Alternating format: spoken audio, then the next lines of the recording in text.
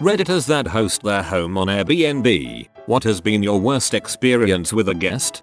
I used to travel a lot for work and I would put my apartment up on Airbnb while I was away. My apartment has a bunch of closets and drawers which I used to leave empty and at my guest's disposal. However, there is one closet in the bedroom which I kept locked cause it is where I keep my personal belongings. One time a guest left a bad review saying that the place had no storage space, which I was very confused about until I got home and saw my closet. Dude had tried to open it using brute force. The door was almost pulled off its hinges and the wood was chipped in some places. The door in question had 2 padlocks, and the perfectly usable closet on the opposite wall was untouched.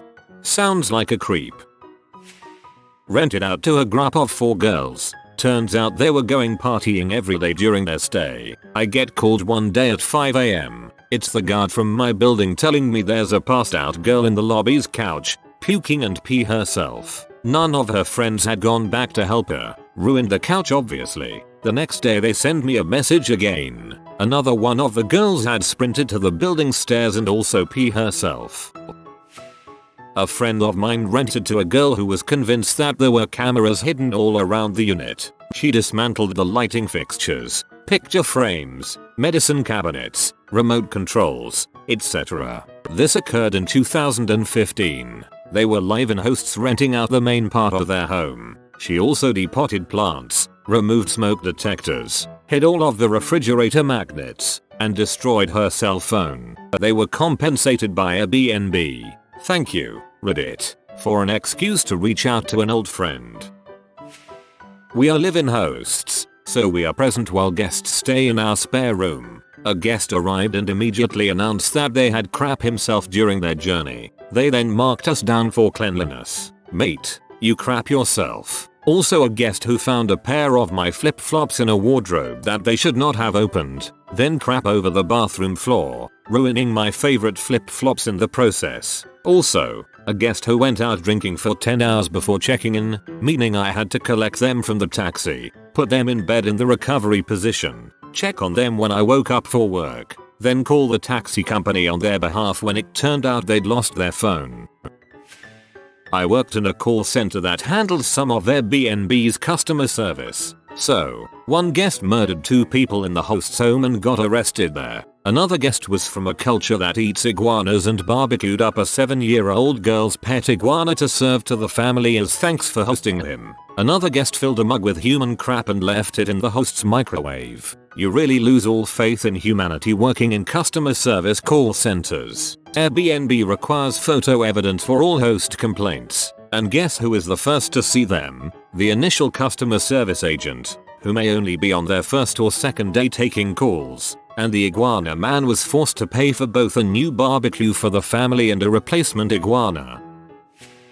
I used to own several hostels in Mexico. During the low season we would create pages for our private rooms. American art student moves in. Nobody ever sees her. She often appears around 1 AM to eat noodles and watch SpongeBob with night porter. Fast forward 5 months and she decides to live at the hostel. The city is doing really bad visitor numbers due to the cartel cutting a bunch of heads off and leaving them in the city center freeway. So I get a call one day. The manager of the hostel explains the guest won't move room. We were redecorating and had mentioned previously we would be asking to temporarily move room. No objections from her. Happy vibes. This turns into a 2-day thing. Manager calls me. She explains the guest won't move to another room. I explain the decorators need to work around it till she moves room. Day 4 the manager asks her to leave room. She declines and then the manager explains we would have to call police. Police arrive. Cop was an awful man and complained the room smelled of crack.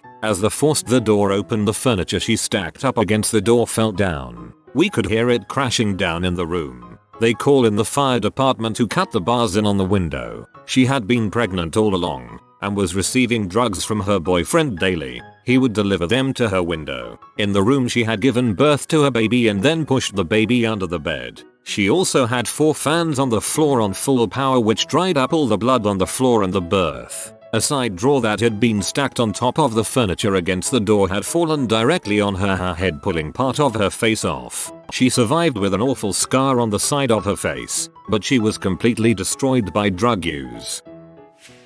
not a host, but I stayed at an Airbnb that rented 2 rooms. I was in bed and hear the other guest, a man and women, return. They're loud and drunk, but nothing crazy. About 10 minutes later I hear what I thought was them fricking, but then quickly realize it's someone getting hit. The host and I both hear this. The host starts knocking on the door, asking what's going on and to open the door. The woman opens the door and her lip is split wide open. She's bleeding all down her shirt. The guy is in the room, but runs out with a backpack and leaves. He's taken both of their cell phones and wallets. The police show up and everyone gives statements. They found him walking down the road and he found different accommodations at the police station. I slept fine. The room was Harry Potter themed, so I still left 5 stars. One dude stole my trimmer. This other guy took the cake though. When I took him the second key to the apartment that his mother needed, he opened the door slightly ajar and only extended his hand, palm facing up, to receive the key. Didn't want to shake my hand. Sent me messages complaining to me that drawers in the bathroom were full of personal stuff. One was full of items that we purposefully leave for guests to use, including new pads, soaps, toothbrushes. He was annoyed by this and said, I'll just move this to one of the bedside tables in the master bedroom, shall I? Which is also full anyway. There, we leave blocks and pens for guests to use, as well as reading material like The Economist or guides to the city. This also annoyed him. He also complained about food that we leave for guests to partake of and be welcomed by. Upon leaving, guy leaves a massive, scathing review including hot takes like the linens and pots being worn out and needing replacement. They're not and they don't. They're also top of the line. Says the apartment was dirty upon entering. It wasn't. It was thoroughly cleaned before his arrival, as it is before every guest's arrival. He concludes by complaining the taxi ripped him off. I'm guessing the insinuation is that I was in cahoots with the taxi company? I don't know. His mother was nice though. I often wonder how parents who give birth to fricking idiots feel about said fricking idiots.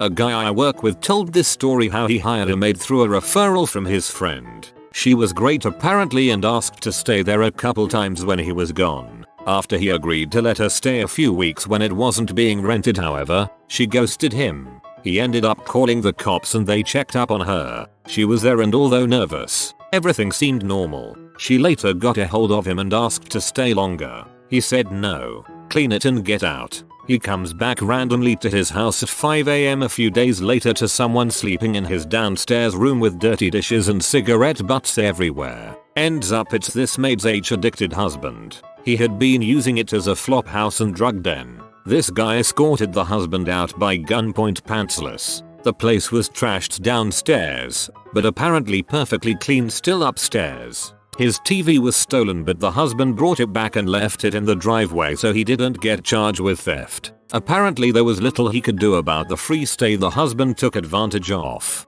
Reminds me of the plot of the movie Parasite, minus the H and stolen TV. My wife and I were hosts for about a year to make ends meet. We had just moved to a new town so she could attend grad school. Guests had full access to the second floor while we lived on the first. Met a lot of cool people and ended up getting super host status. Last guests we ever had were an older couple that had traveled a lot. They seemed fine and we had a nice conversation and they seemed fine with the accommodations. Keep in mind up until this point we had never gotten less than 5 stars from dozens of guests. Later that night I was at my job, bartending. Busy evening and homeboy rolls up saying he needs to talk with me outside. I hurry out trying to accommodate him and also get back to my busy shift. He proceeds to lay into me at my place of work about how our space wasn't up to Airbnb standards and they won't be staying there and some friends found them another place to stay that night. I was confused but okay sure bud I'll give you the full refund you're asking for. He goes on his way. We refund everything we had gotten from them. Airbnb did not refund the taxes and fees per their own terms and conditions. I think his main complaint ended up being a spider web under the bed and that there wasn't AC upstairs. Mountain town on the east coast of US in the summer. It was warm but there were fans and it wasn't unbearable. I can understand why he'd want to stay somewhere else though. Anyways we think it's all behind us and my wife and I embark on a cross-country road trip a few days later to check out the country and go see her family on the west coast. First day the guy starts blowing us up through Airbnb messaging saying he didn't get all his money back and to send him the rest. We had returned all the money we got. We told him to take up the rest with Airbnb and that we couldn't help him. He was flipping out saying we were bad at business and there were other avenues to get him his money back like Venmo and some other crazy stuff, to the point we had to contact Airbnb to take care of it so he would stop contacting us. He basically wanted us to pay him for taking away our opportunity to make some money off other guests that weekend and for him to insult us and our home. It was a crazy stressful situation at the beginning of a long trip and influenced us to find a roommate instead of continuing with Airbnb hosting. We also had a dude and his girlfriend who were probably in their late 40s get absolutely hammered. Come back around midnight and she was throwing up in the yard while he laid on our living room floor with our dog talking junk about his girlfriend and asking us for weed. They were alright but left about 40 empty cans up in the room for me to clean up. My friend's Airbnb guest taught their kitten to meow once, and then the quietest sweet needy cat turned loud and needy. 'Twas a curse that kept on giving long after he left. Too bad he didn't teach the cat to speak English. Missed opportunity. My partner looks after an Airbnb for his friend, self-catering only. The house is an 1800s big country house. It is used primarily for large get-togethers and parties. Most guests are great and clean up well to get their deposit back. A group stayed and left the place pretty messy, but we couldn't figure out what the smell was. Turns out they left a full pig in a rubbish bag under the kitchen table. They tried to cook a pig on a spit and basically left its mainly raw corpse under the table. Every toilet was destroyed too. Must have eaten the semi-charred meat on the outside of the pig when drinking without realizing that it was freaking RR. Sorry Gordon Ramsay. Always find it amusing when people figure out that pigs on a spit aren't exactly really easy to do. They take a very long time to cook through and constantly tending to the fire or gas for like most of a day. I've seen a couple birthdays with a whole pig that didn't turn out properly at all. You can't just throw it under a roaring fire for 2 hours and think it's gonna work while you get drunk as 10 men. My mum did this. She had some people from out of country come stay. They moved the furniture around, swapped and most mattresses, left a massive pile of dishes in the kitchen. The bathroom was all buggered, and they must have been cooking and smashing clams or oysters shell in and around the BBQ outside. I went over to help my mum out a little after work for a bit, but it was a 2-day minimum cleanup job she had to do. Mum even had to bring in a cleaner lady to help as well. Needless to say, the people who stayed didn't get their deposit back and got a file reported on them. Belp should be a word. I don't know for what, but it should be. Not my story but a friend of mine's. He has an apartment in London, an urban area with dense houses and population. The apartment he hosted has this window facing Main Street, which people tend to assume it's non-see-through, but it's not. So the guy who stayed in it decided to sit in front of that naked and had a few beers, overlooking the great view. He must have fallen asleep or something and everyone passing by the road just had to see this poor creature. The area I refer to is in the context of where the apartment is and not the whole of London in general. In that sense, the population per square km here would be extremely high. He sat on a couch, right in front of the see-through window to have his beers, just like anyone would do. The window used to be non-see-through until it had sustained some damage from a nearby construction site, forcing them to repair immediately without thorough checking. This is where the whole new feature of see-through was born. Lastly, this incident at the time was overshadowed by another weird event in London called the Naked Bike Day. You can look up what this is. Please only above 18. I am still under the impression that he may have come to London to take part in this event and perhaps assumed people of London are more tolerable towards nudity. Thanks. I kinda like that guy's style though. I hosted for a few years as a super host, and frankly I had lovely guests, very cool, intelligent, well-traveled, interesting people from all over the world. They were all pretty tidy too and considerate. The only annoying thing was people who talked way too much. Normally, people would exchange pleasantries and we'd chit-chat for a bit, which is totally fine and welcome. But every once in a while, I'd get a guest who talked non-stop from the time they got in until they went to bed. The rental suite was fantastic, like its own separate apartment, fully stocked with everything I would want if I were a guest. And yet, There were a few people who had to hang out on my floor and talk. When I got an overtalker, sometimes I would hide when I heard them coming, so they'd go ahead to their floor. BC, I just could not stand someone talking at me from 7 PM until 11 PM. Not a host, was a guest. We stayed in a carriage house that was split into 2 apartments in Savannah. The host was the most wonderful southern personality I've ever encountered. Around 3 AM I woke up to a loud banging noise, like someone trying to break down a door. It got loud and louder, and eventually sounded violent. This went on for 20 minutes before my GF got out of bed and politely asked the neighboring guests to be quiet. They remained quiet for another 20 minutes and then they were at it again, this time much louder. Drunkenly they locked themselves out and decided that breaking the door down was their only option. The next morning when we left, the deadbolt was knocked out, the entire door frame was stripped off and the door was smashed to bits. We felt so bad for the host. It was going into a holiday and she had to cancel the next guest stay because of the damage. Stupid drunk college kids. I'm embarrassed to say that I was not the host in this story. Me and my mate went out on a pub crawl in Prague during our gap year. I don't enjoy clubbing and the last venue on the crawl was a club, so I cut slightly earlier than my mate. Around 1 AM I got back into our apartment and went to bed. I was woken up by my friend at 4 AM and the entire kitchen was flooded. Not even exaggerating, there was like a freaking inch of water lining the floor, spewing rapidly out of a broken overhead pipe. I asked him WTF happened and he claimed he had woken up standing in it. Being unfamiliar with the house, I didn't know where the choke point in the pipe was to cut it off. We called the guy who owned the place, which was painstakingly slow given the time. We managed to get through to a family member who then contacted him. He arrived about 15 minutes later, in which time the water issue has become even worse. We had sealed off the room using a heap of towels to minimize the water leaving the kitchen, as it had tile floors while the rest of the house was hardwood. But this made it accumulate to about ankle height. The kitchen also had a sunken floor. Up until about 6 or 7 we were using pots to clear the indoor swimming pool from what used to be the kitchen. I didn't look like it had done a horrendous amount of damage once we were finished, but I imagine the water seeped through the floor and into the walls, causing all sorts of damage. What makes it worse is that it was a 3rd floor apartment. My friend, being the one who originally found it, told the Airbnb property owner that it was like that when he woke up, but later told me that although he can't remember it, he thinks what must have happened is he'd wandered in from the club blackout, drunk, and tried to do a pull up on the pipe. That said, though, he wasn't wet when he woke me, so who knows what happened. I felt really bad for the host.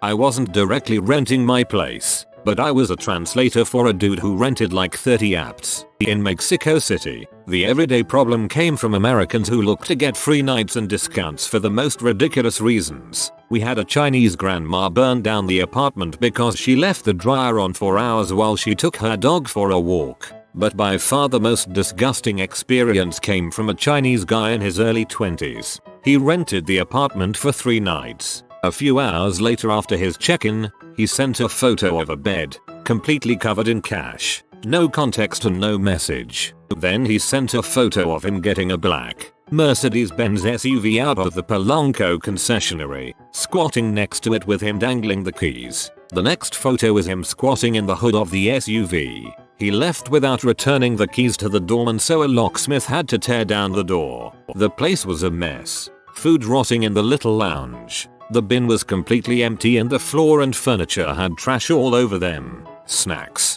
bottles, plastic bags, etc. Then the room. Again, it was all littered up. Condoms and plastic bags lying on the floor. The bed had a huge stain of crap. Then the bedsheet was rolled up, and inside there was a trunk of crap. The towels had skid marks of his butt and the toilet paper was left untouched. And he made all of this by himself in 3 days. He happily paid all the extra charges, and later that year he rented the place again. That last time he even did his bed and left a basket with gifts. So I guess he had at best some conscience left in his brains.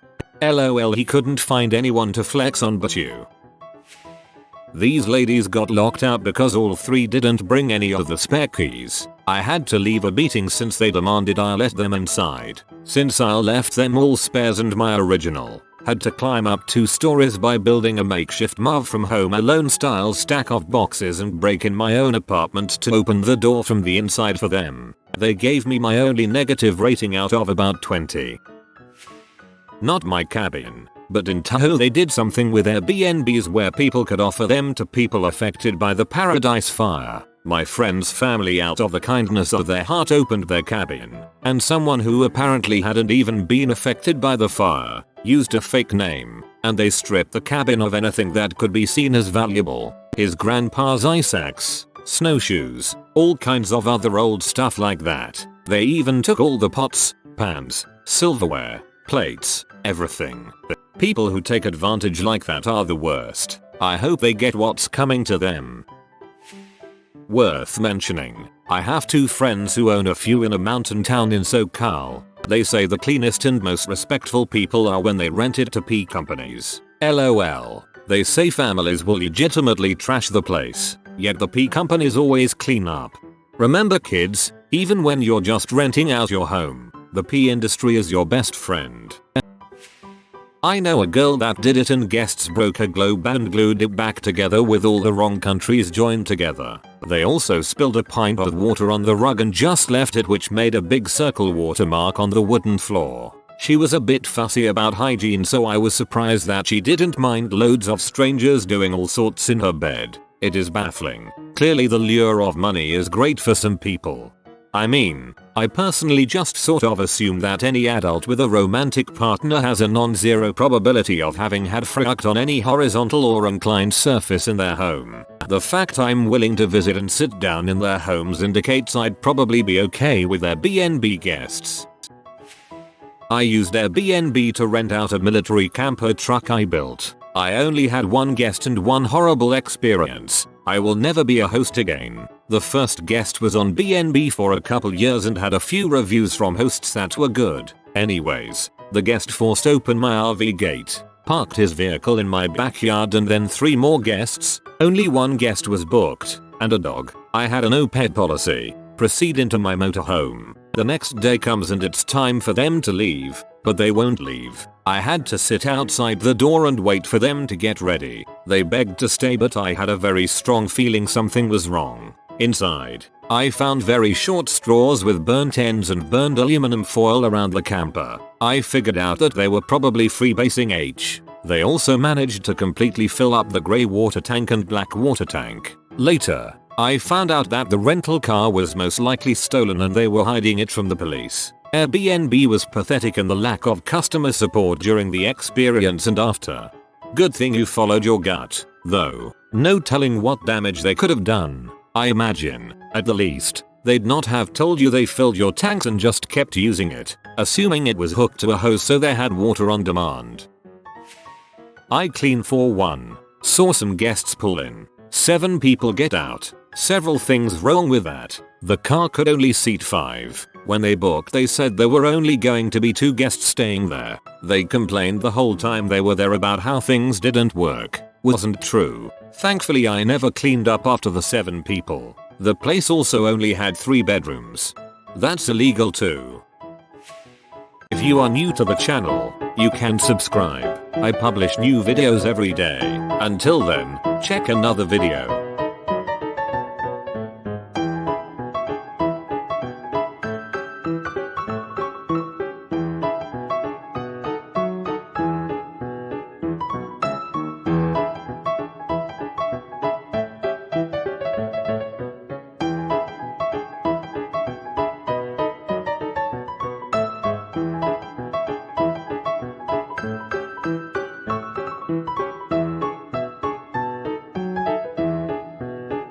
Bye for now.